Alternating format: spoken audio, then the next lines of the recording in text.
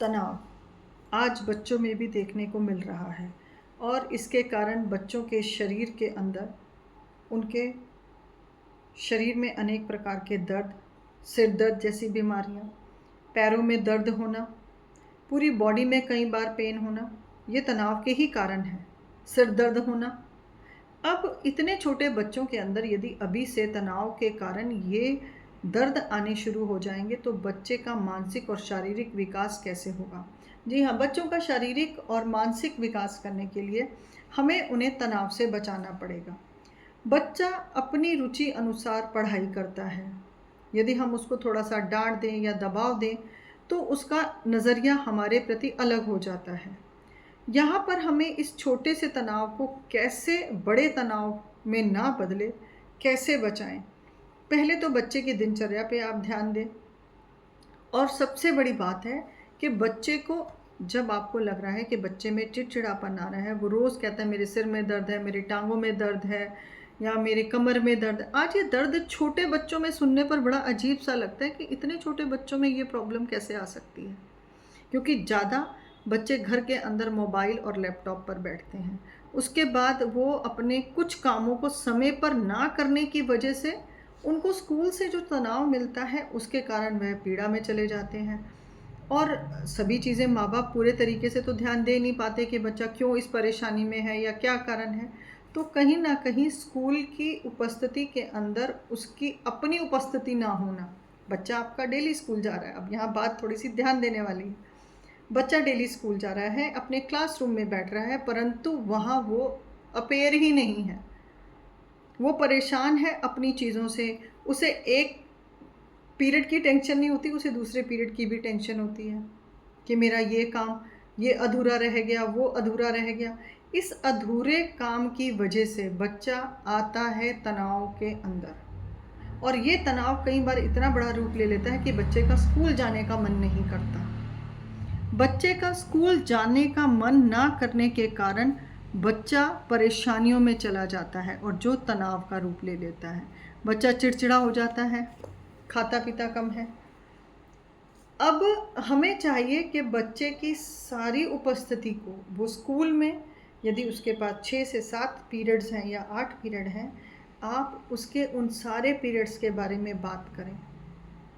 जैसे हम छोटे बच्चों का ध्यान रखते थे ना, उनके होमवर्क देखने हैं, उनका कौन सा काम कंप्लीट है, कौन सा अनकम्प्लीट है, आपको उन सब चीज़ों पर ध्यान देना है।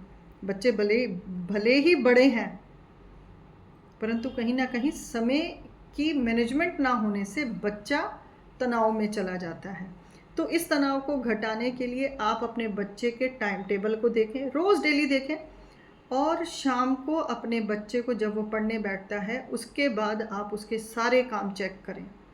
आप अपने बच्चे को तनाव से बचा सकते हैं सिर्फ मात्र इतना सा काम करने से। क्योंकि जब आप देखते हैं कि बच्चे को क्या क्या, हर सब्जेक्ट के ऊपर बच्चे को क्या काम मिला है, जब आप उन कामों को देखते हैं कि बच्चे ने किया या नहीं किया, तो आप उसको तनाव में जाने से बचा सकते हैं। स्कूल के प्रति उसका रुझान कम ना हो जाए, आप उससे बचा सकते हैं। बच्चे में चिड़चिड़ापन ना आए, आप उससे भी बचा सकते हैं।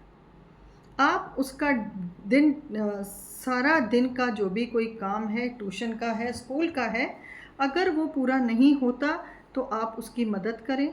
दूसरा, उसको टाइम मैनेजमेंट सिखाएं कि टाइम को कैसे यूज़ करना है। बच्चों को पता ही नहीं चलता, बच्चे बहुत बारी टाइम का मिसयूज़ करते हैं और जिसके कारण उनके अंदर बहुत तनाव पैदा हो जाता है। बच्चों को टाइम के प्रति अवेयर कराएं, समय पर अपना काम करने की आदत डालें, किसी भी काम को कल पर ना टालें, ये तनाव के कारण हो सकते हैं।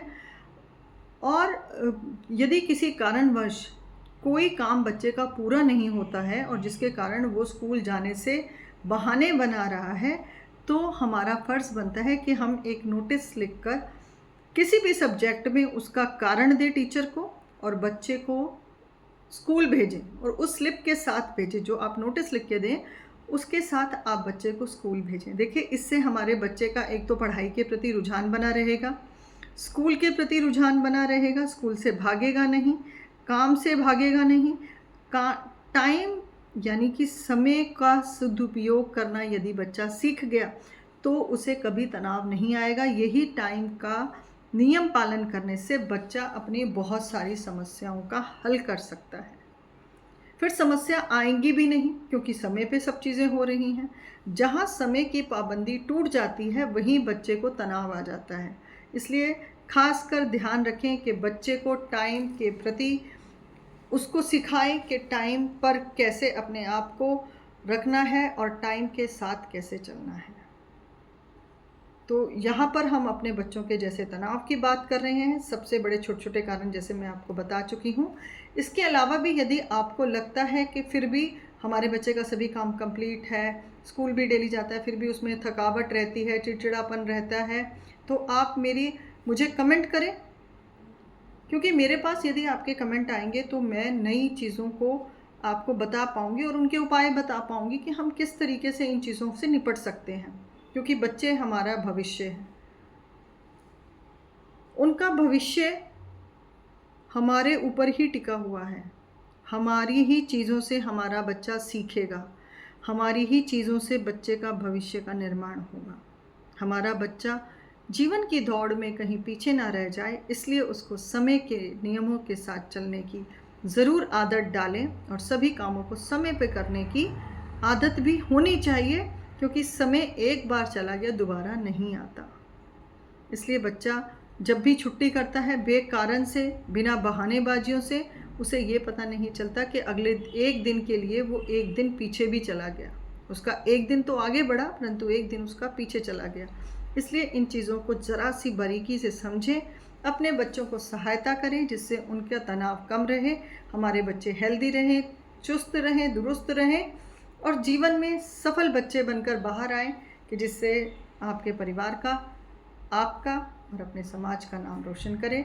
हमारे बच्चों की नींव यदि अच्छी होगी तो ही उनका भविष्य सही होगा और अच्छा बनेगा। इसी के साथ मैं अपनी बात को विराम देती हूँ। धन्यवाद।